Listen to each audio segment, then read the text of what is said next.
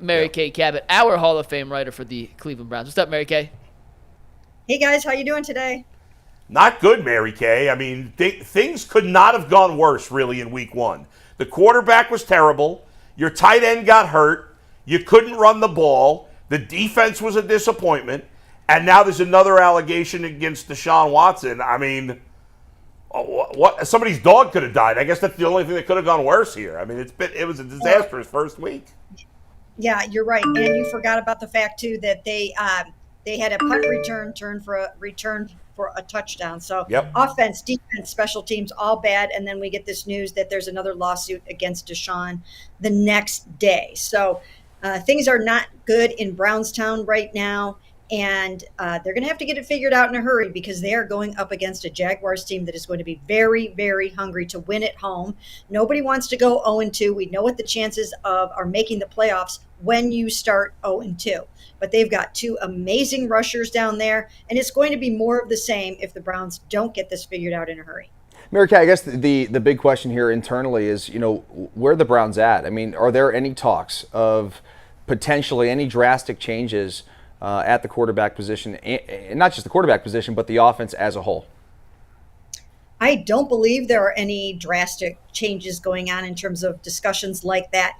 Obviously, we are not out there today. This is an off day for players in the team, so we'll be back out there tomorrow. I'm very anxious, curious to see what the messaging is going to be like around Deshaun. Are they going to put out some kind of a statement before we talk to him? Are they just going to, now last week we had him, he came into the media room. That was a change we wanted to make this year instead of us trying to surround him in the locker room where it's very difficult.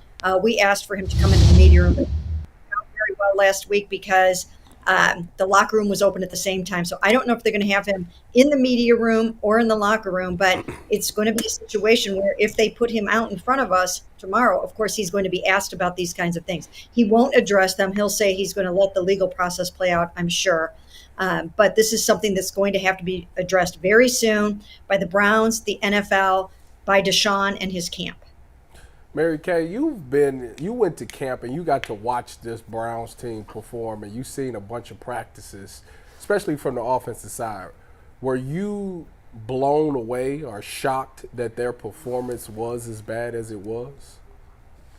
I was shocked, actually, because I really did believe that with the new scheme tailored to Deshaun Watson, with him looking pretty good in these practices for the most part in terms of where the ball was going, I thought that it would look better than this. I thought they would be able to scheme it up so that it would look much better than what it did. And then when you think about the fact that, once again, they've got David Njoku, Amari Cooper, Jerry Jeudy, who was starting to look good, Elijah Moore, I couldn't have envisioned that it would look this bad.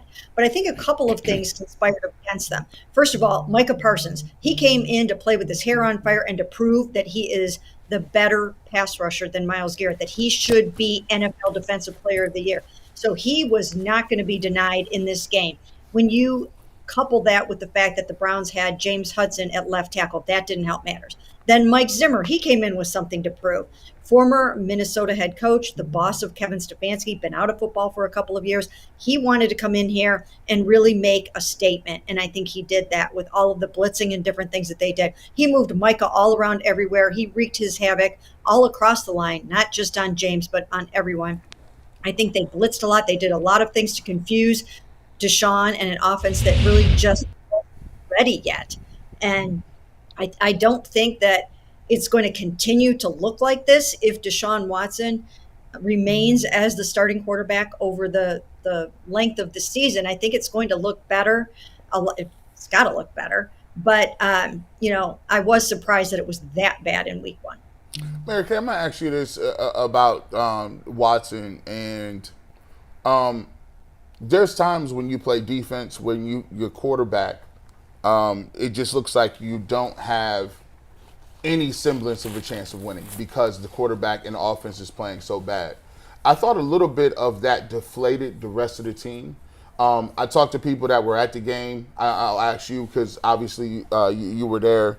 The energy level, it just seemed like you talked about all those guys with Michael Parsons, Zimmer, all those guys, it just seemed like the Cowboys had an energy level that they was ready to come in here and play ball. And even a defense that has been stellar and lights out at home, I just didn't see the energy level. They didn't play with that swag, that hair on fire, that everything that we saw last year, even when they had bad quarterback play.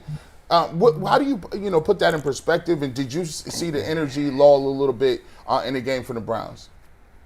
Yeah, I did. When things go bad at the outset and you start falling behind and your offense has to start doing some different things and you have to go away from the running game and you have a blown coverage where players are kind of pointing at each other about what went wrong and you have a miscommunication, yes, absolutely, it just starts to snowball and get away from you, and that's what happened. You take the crowd out of the game. I mean, not only was the crowd not into the game for them, they were against them. They were booing their own football team, and they have a right to do that, obviously. But instead of that 12th man that they had all last year that helped them get to 8-1, they had their own team against them. There were a lot of Cowboys fans in there. All of the momentum just went in the Cowboys' direction at a certain point, very early on.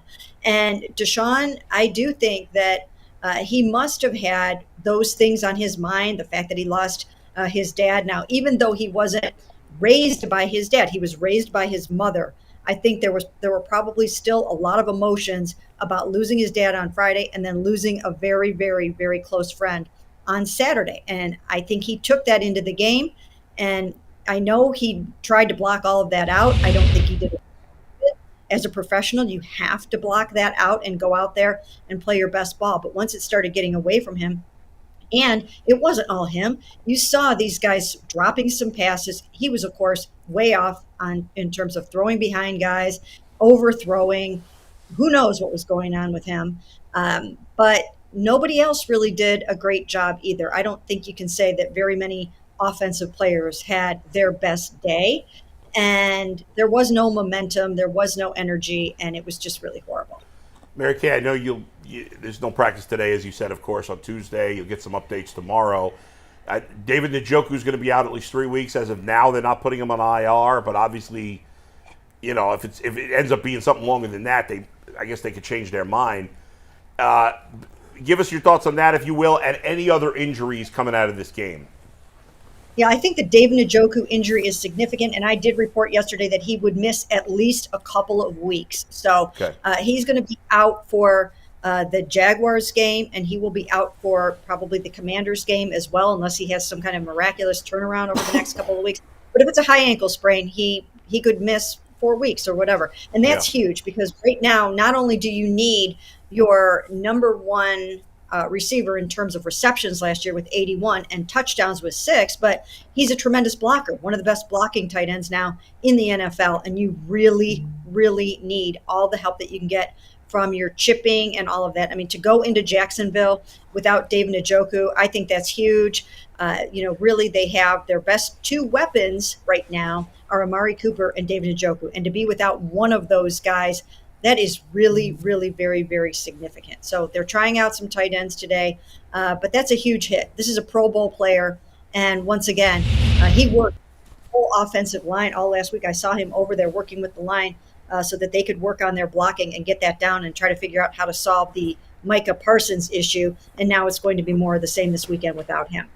All right, Mary Kay, I need you to put your coaching hat on. What is 2 things that this team needs to fix next week to get the dub in Jacksonville?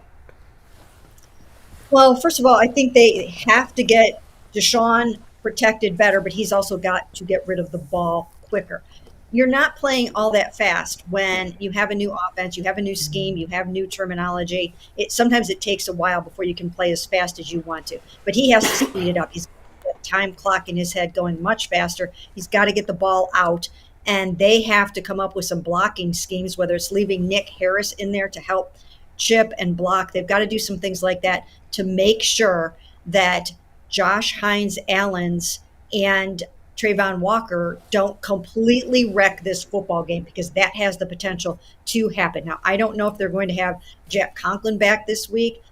What's he going to be 1 week later? If he couldn't play last week, is he going to be ready this week? We don't know about that yet. But I think that keeping Deshaun upright is probably job number one. If he can execute the scheme, then they should be okay. But that is the number one thing that I would try to do there.